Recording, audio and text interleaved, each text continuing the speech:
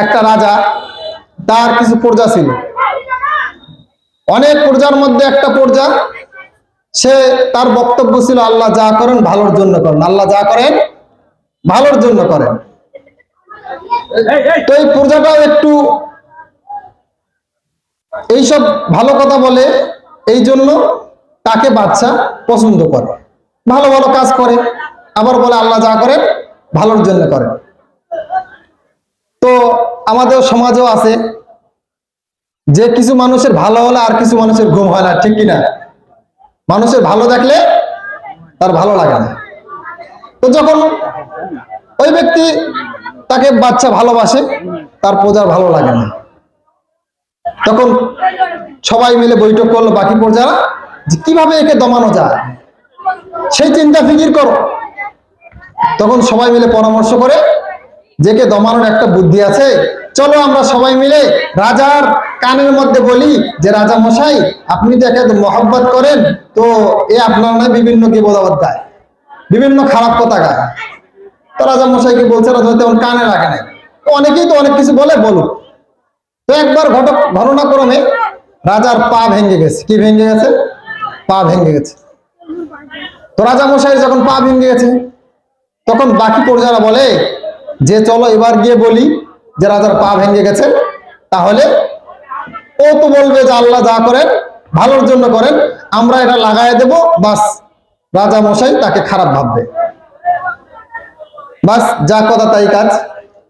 সবাই মিলে গিয়ে বাদশার কাছে গিয়ে বলে, বাদশা মহোদয় আপনি তো তাকে এত ভালোবাসেন, এত মহব্বত করেন, কিন্তু আপনার পা ভেঙে গেছে। আমরা তাকে গিয়ে বলেছি রাজা মশাইয়ের পা ভেঙে গেছে, আর সে বলছে আলহামদুলিল্লাহ আল্লাহ যা করেন ভালোর জন্য করেন, সুতরাং আপনার পা ভেঙে গেছে এটা মনে আসে, খুশি হয়ে আলহামদুলিল্লাহ বলেছে। রাজা মশাই রাগান্বিত হয়, বললেন হায় হায় কি বলো, ওরে তো এত ভালোবাসি, ওরে এত মহব্বত করি, আর সেই কথা বলে, তাও তাকে ধরে নিয়ে আসো। রাজা মশাইয়ের কথা অনুযায়ী সবাই মিলে তাকে ধরে নিয়ে আসার পর তাকে বন্দিশালায় রেখেছে। এবার সকল মিলে বন্দিশালায় রাখার পর সে বন্দির মধ্যে গিয়ে বলে আলহামদুলিল্লাহ।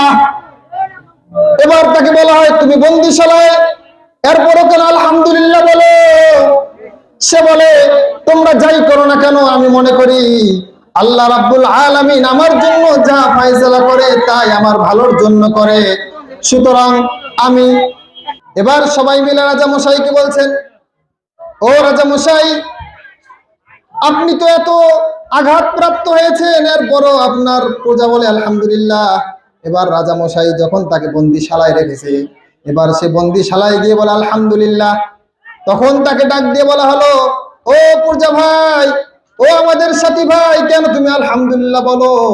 সে বলে আমি এটা মনে প্রাণে বিশ্বাস করি, আমি আল্লাহ রাব্বুল আলামিন আমাকে যে অবস্থায় রাখবেন সে অবস্থায় আল্লাহ ভালো চান আমার জন্য। জোরে বলেন না সুবহানাল্লাহ। যখন এই কথা বলেছে, এবার রাজামশাই এই কথা শুনে চুপ হয়ে গেছে। রাজামশাই একদিন যখন বনের মধ্যে যাবে, সকল প্রজাকে বলল তোমরা রেডি হয়ে যাও, আমি বনের মধ্যে হরিণ শিকার করতে যাব। সব প্রজারা রেডি হয়ে গেছে। রাজামশাই রেডি হয়ে সব প্রজাদেরকে নিয়ে বনের মধ্যে গেছেন। যাওয়ার পর বন থেকে বাঘ এসে সকল প্রজাদেরকে খেয়ে ফেলছেন। শুধুমাত্র একটা ব্যক্তি দেখে পা ভাঙ্গা, ব্যান্ডেজ করা, চিন্তা করলো এতগুলা খাইলাম, পেটে তো একটু জায়গা ফাঁকা আছে, থাক এটারে খাওয়ার দরকার নাই। কারণ বাঘ কি সুরুচি, তার রুচি কম না ভালো, ভালো না বেশি? তার রুচি ভালো, তার রুচি খারাপ না। সে চিন্তা করলো এতগুলোরা খাইলাম, ওই ভাঙ্গা চূড়া ওরে খাওয়ার দরকার নাই। এবার রাজা মশাই বেঁচে গেল, সবগুলোরে শেষ। রাজা মশাই বাড়িতে ফিরে আসছে, আসার পর বলল যাও বন্দিশালার থেকে ওই লোকটারে ধরে নিয়ে আসো। বন্দিশালার থেকে ওকে ধরে নিয়ে আসা হয়েছে। সামনে নিয়ে এসে রাজা মশাই চুপ করে বসে বলতেছেন, হে আমার প্রজা, আমি তোমার উপর জুলুম করেছি, অত্যাচার করেছি, এরপর তুমি আলহামদুলিল্লাহ বলেছো। আমি কখনো তোমাকে ডাক দিয়ে বলি নাই কেন তুমি এগুলো করেছো। এবার তুমি আমার একটু বলো কেন এগুলো তুমি আমাকে বলেছো।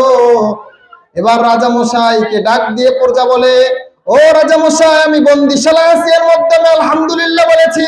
যখন আমার নামে বিপদ করেছে তখন আমি আলহামদুলিল্লাহ বলেছি। এমনকি আপনি যদি আমাকে এখন ফাঁসি দিয়ে দেন তাও আমি আলহামদুলিল্লাহ বলবো।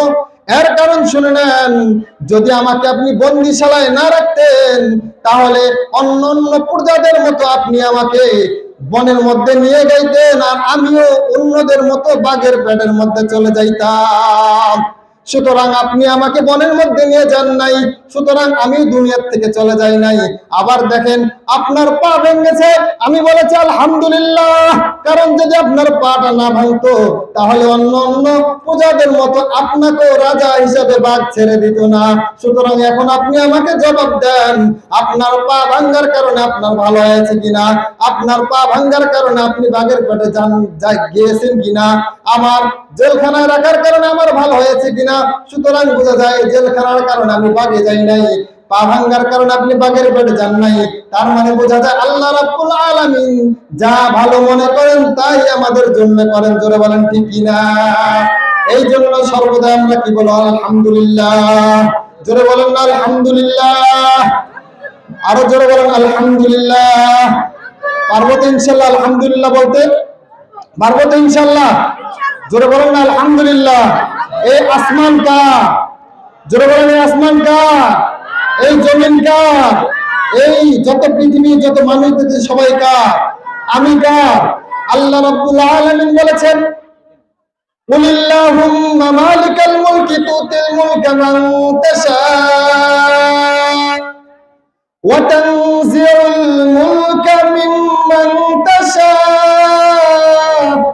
وتعز من تشاء وتذل من تشاء بيدك الخير إنك على كل شيء قدير। আল্লাহু আকবার। আল্লাহ রাব্বুল আলামিন বলেন, হে নবী আপনি বলে দেন, কুলিল্লাহুল মুলকু লাহুল মুলক তুতিল মুলকা মান তাশা। আল্লাহ রাব্বুল আলামিনের রাজত্ব হলো আল্লাহ রাব্বুল আলামিনের। তুতিল মুলকা মান তাশা, আল্লাহ রাব্বুল আলামিন যাকে চান তাকে রাজত্ব দান করেন।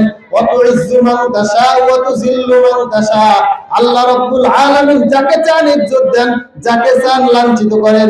সুতরাং যা কিছু আছে সবকিছু আল্লাহ রাব্বুল আলামিন করেন, সবকিছুর ক্ষমতাশীল হলেন আল্লাহ। জোরে বলেন না সুবহানাল্লাহ। এই জন্য সবসময় আমরা ডাকবো কাকে? আরো জোরে বলেন না কাকে? আল্লাহ রাব্বুল আলামিনকে। সকলে জবান খুলে বলেন আল্লাহু আকবার। আরো জোরে বলেন আল্লাহু আকবার।